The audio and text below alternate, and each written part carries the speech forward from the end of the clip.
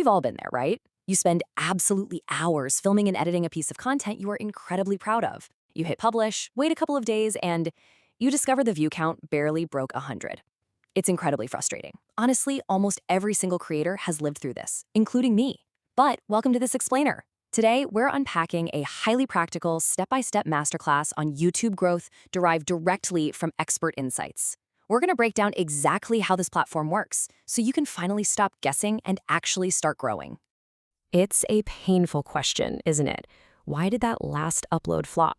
Well, I promise you, by the end of this explainer, you're going to know exactly how to diagnose your channel's illnesses using cold, hard numbers. We're going to focus intensely on how to read your YouTube analytics to make truly smart optimization decisions. Because once you know how to read the data, the entire mystery just disappears.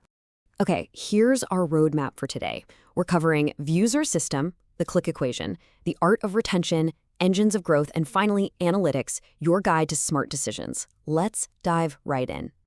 Section 1. Views are a system, not luck. We really need to shatter a massive myth right out of the gate here. Going viral? It isn't about tossing a coin or getting lucky. To master the system, you have to understand what YouTube actually is. It's not just a video platform. It's an advertising company. Their primary goal is literally as simple as this. Keep viewers watching as long as possible so they can show more ads. Everything you do to help them achieve this goal gets rewarded.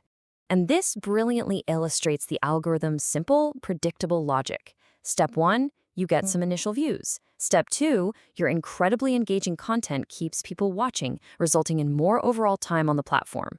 Step 3, YouTube gets to show more ads. And because you help them do that, we hit Step 4. They reward you with massive recommendations. Help YouTube win, and they'll help you win. Simple as that. Section 2.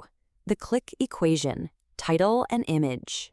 Getting the actual click accounts for basically half of your success. Because think about it, if they don't click, the high quality of your content doesn't even matter. The title is often the very last thing creators think about, which is a massive mistake. Just look at this comparison. A weak generic title like How to Shoot a Video is, well, it's boring. Now compare it to a curiosity-driven title. I shot a video on my phone and got 200K views. See the difference? That second one opens a loop in the viewer's brain. They literally have to click to find out how you did it. A successful title has to mix curiosity, absolute clarity, and searchable keywords. Next up is your thumbnail. Let's call this the beautiful trap. The rules here are strict but highly effective. Keep it simple so it doesn't just become visual noise on a small screen. Use high contrast colors, like bright yellow or a deep blue, to really stand out. Most importantly, show strong emotion.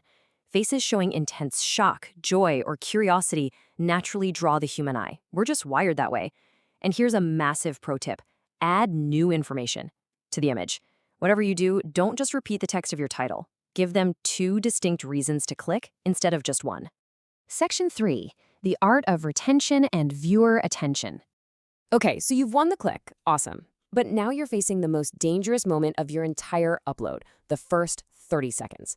This is where viewers ruthlessly decide whether to stick around or just bounce.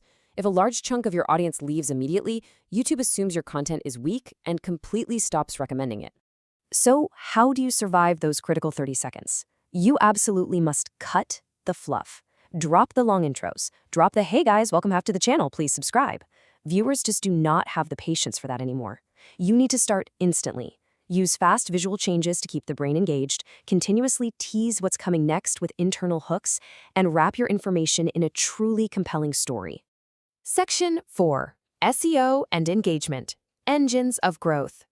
These right here are your ecosystem amplifiers. They feed the algorithm while you sleep. You really want to target long-tail keywords. Instead of fighting for a highly competitive generic term, aim for specific phrases like how to increase YouTube views for beginners in 2026. Specific search terms bring in steady, reliable traffic. Also, don't forget to utilize pinned comments to ask smart questions. This provokes discussion and turns a passive audience into an active, buzzing community. And the more engagement you have, the healthier YouTube considers your content to be. Section 5. Analytics. Your guide to smart decisions. You know, YouTube Studio really is your ultimate diagnostic compass. The only difference between a channel that grows and one that stays stuck is knowing how to read these analytics to make smart optimization decisions. We are stopping the guesswork entirely right now. Let's walk through this symptom to cure diagnostic chart. Analytics aren't just boring spreadsheets, they're literal instructions on what to fix. Look at row 1. If your symptom is a low click-through rate, it means you have a boring thumbnail or title. The cure? Swap out the image. Second row. Early drop-off means a slow intro. The cure is to ruthlessly cut the 30 seconds of fluff in your next edit. Third row. Low traffic means poor SEO, so you cure it by adding long-tail tags. Your analytics are literally handing you the answers. And reading your traffic sources reveals exactly where your audience is coming from. If you're looking at a chart showing 50% from search and 30% from recommendations, that allows you to make incredibly smart decisions about where to spend your energy. If search is driving your channel, you know for sure you need to double down on optimizing your SEO. Now, let's look at how this builds our understanding of audience behavior. Notice that brutal, sharp drop right at the beginning of this retention curve? Yikes. When you see a cliff like this in your own analytics, it means your hook flat out failed. People clicked, but they didn't like what they saw in those first 30 seconds. That specific segment needs immediate, aggressive optimization in your next upload. You have to find the leak and plug it. Which brings us to the absolute ultimate takeaway here. You have to treat channel growth as a continuous feedback loop. Create your content, analyze the hard data in YouTube Studio, optimize your next upload based on those exact numbers, and repeat. It's a science. It's not a series of lucky guesses. Apply, analyze, repeat. That is the core philosophy of this entire explainer. Growth requires immense patience and an absolute, unwavering commitment to data-driven improvement. Every single successful creator you watch today went through a phase where they barely got 10 views. The only difference is they studied their numbers and improved step by step. So I want to leave you with this final provocative question. Which specific metric are you going to go check in your YouTube Studio right now? Are you going to go look at your click-through rate, your audience retention curve? I challenge you to immediately apply these diagnostic tools to your own channel. Open up your analytics, find your weakest link, and optimize it. Keep learning, keep analyzing, and I'll catch you in the next explainer.